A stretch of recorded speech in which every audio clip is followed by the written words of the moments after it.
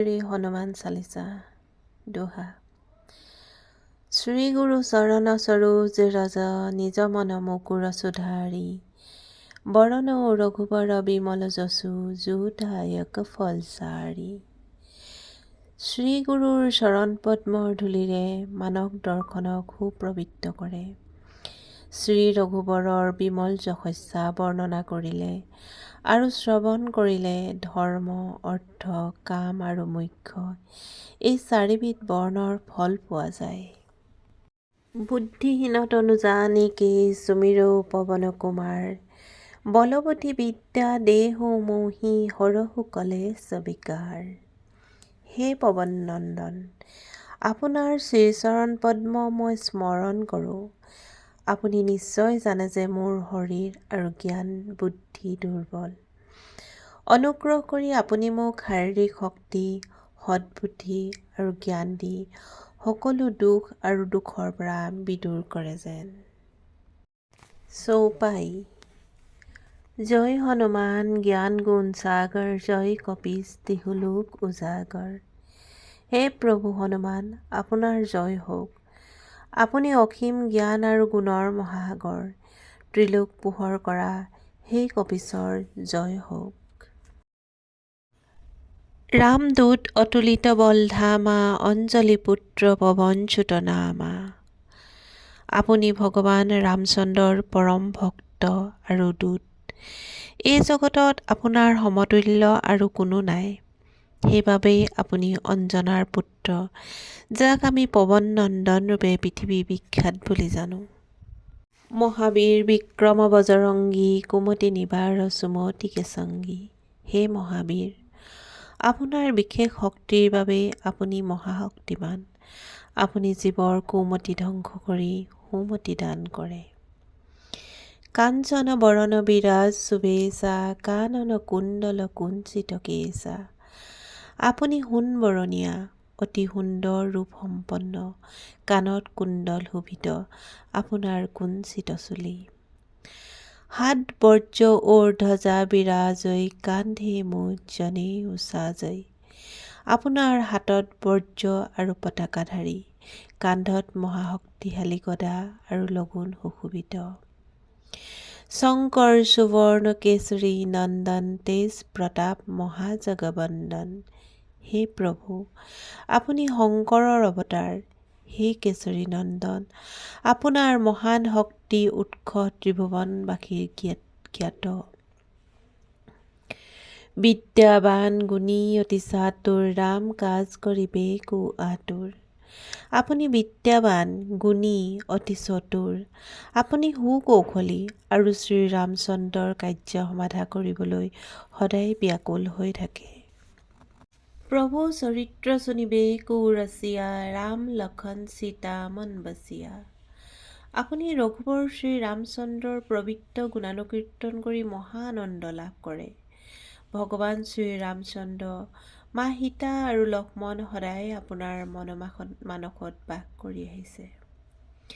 সূক্ষ্ম ৰূপ ধৰি চিঞহি দেখাবা বিকট ৰূপ ধৰি লংকা জৰাবা।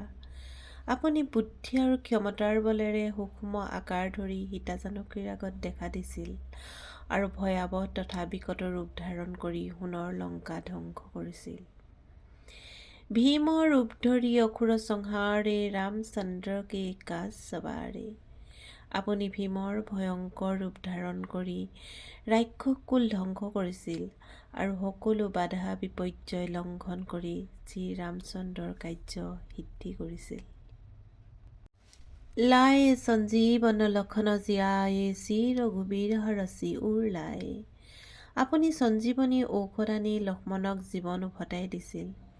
প্ৰভু ৰামচন্দ্ৰই আনন্দিত হৈ আপোনাক বুকুত আঁকোৱালি লৈছিল। ৰঘুপতি কিন্হি বহুত বঢ়াই তুম মম প্ৰিয় ভৰতহি সম ভাই। হে অঞ্জন নন্দন, আপুনি শ্ৰীৰামচন্দ্ৰৰ দ্বাৰা ভূয়সী প্ৰশংসিত হৈছিল।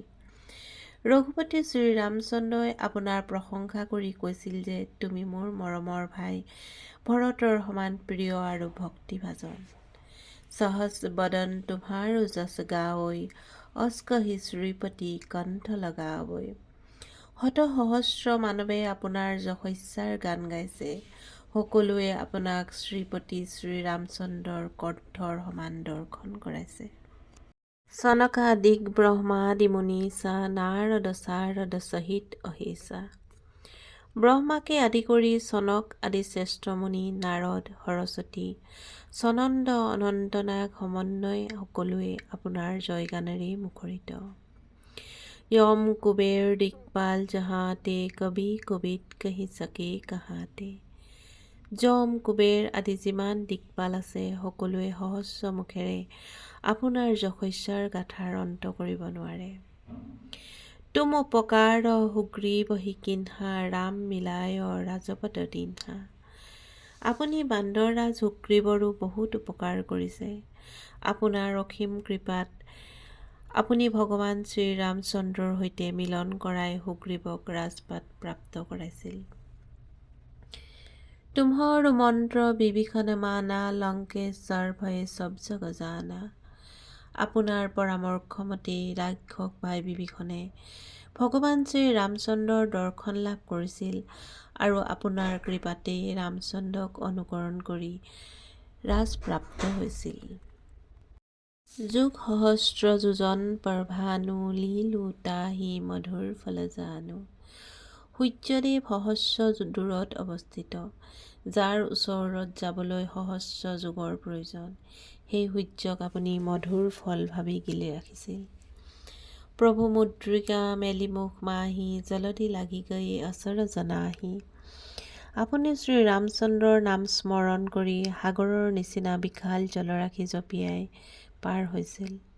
প্ৰভুৰ কৃপাত বিশাল সাগৰে আপোনাক সাহায্য কৰিছিল। দুৰ্গম কাজ জগত কে যেতে সুগম অনুগ্ৰহ তুমহাৰে তেতে।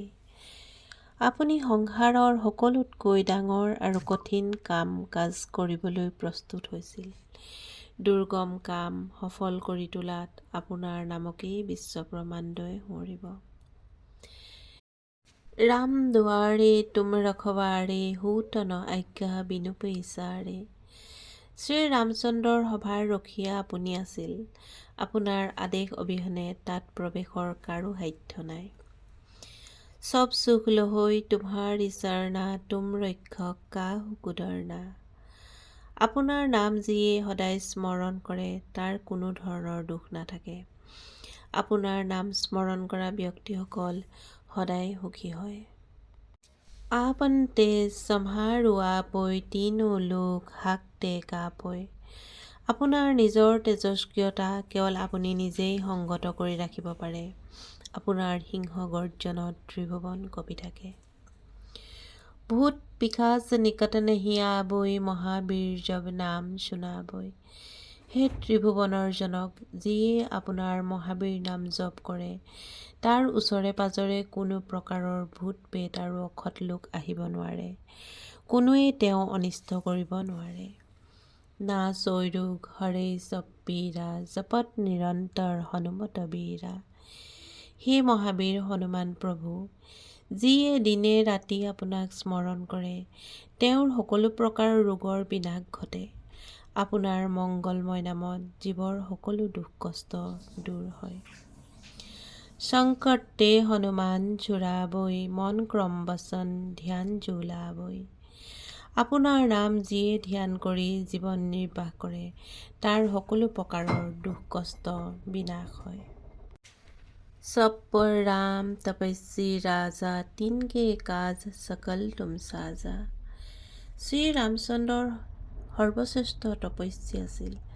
আপুনি তেওঁৰ বিশ্বাসী আছিল আৰু তেওঁৰ সকলো কাৰ্য আপুনি সম্পাদন কৰি ত্ৰিভুৱনত ধন্য হৈছিল। ওৰ মনোৰথ যো কোই লাবৈ ছুই অমিত জীৱন ফল পাবৈ। কোনো লোকৰ যিকোনো প্ৰকাৰৰ মনোবাঞ্ছা থাকিলে তেওঁৰ জীৱনত অপৰিমিত ফল লাভ কৰে। চাৰো যুগ পৰতাপ তুমহাৰা হৈ প্ৰসিদ্ধ জগত উজিয়াৰা। সত্য ত্ৰেতা দাপৰ আৰু কলি, এই চাৰি যুগে আপোনাৰ যশস্যা বিদ্যমান। গোটেই পৃথিৱীতে আপোনাৰ কীৰ্তি বিদ্যমান। সেয়েহে সমগ্ৰ জগত আপোনাৰ উপাসক। साधु संत के तुम रखवारे असुर निकंदन राम दुलारे। আপুনি শ্ৰীৰামচন্দ্ৰৰ স্নেহাচিত্ৰ সাধু আৰু ধৰ্মপ্ৰাণ লোকক আপুনি ৰক্ষা কৰে আৰু অসুৰ প্ৰকৃতিৰ লোকক বিনাশ কৰি আপুনি সংসাৰত শান্তি স্থাপন কৰে। অষ্ট সিদ্ধিন নিধিকে দাতা অজবৰদীন জানকী মাতা। হে কেশৰী নন্দন, আপোনাক সীতামায়ে যিটো বৰ প্ৰদান কৰিলে তাতেই আপোনাৰ অষ্টসিদ্ধি আৰু নৱসিদ্ধি দাতা হৈ পৰিল। राम रसायन तुम्हारे पासा सदा रहो रघुपति के दासा। ৰাম নাম জপে সকলো ৰোগৰ বিশাল ঔষধ। আপুনি শ্ৰী ৰঘুপতিৰ নাম সদায় স্মৰণ কৰি থাকে। আপোনাৰ কৃপাতেই বৃদ্ধাৱস্থা আৰু অন্ধত্ব ৰোগ বিদূৰিত হয়।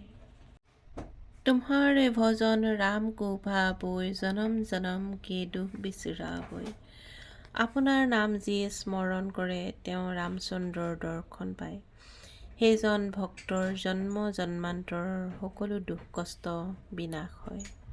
অন্তকাল ৰঘুবৰ পুৰ যায় জহা জন্ম হৰি ভক্ত কহায়।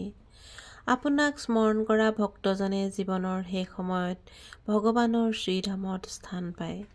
মৃত্যুৰ সমপৰ্যন্ত তেওঁ শ্ৰীহৰিৰ প্ৰিয় হৈ থাকে। ওৰ দেৱতা চিত্ৰ নধৰই হনুমত সেই সৰ্বসুখ কৰই। হে মহাবীৰ হনুমানজী, যি ভক্তই একান্ত মনে আপোনাক স্মৰণ কৰে তেওঁ সৰ্বপ্ৰকাৰৰ সুখ আনন্দ লাভ কৰে।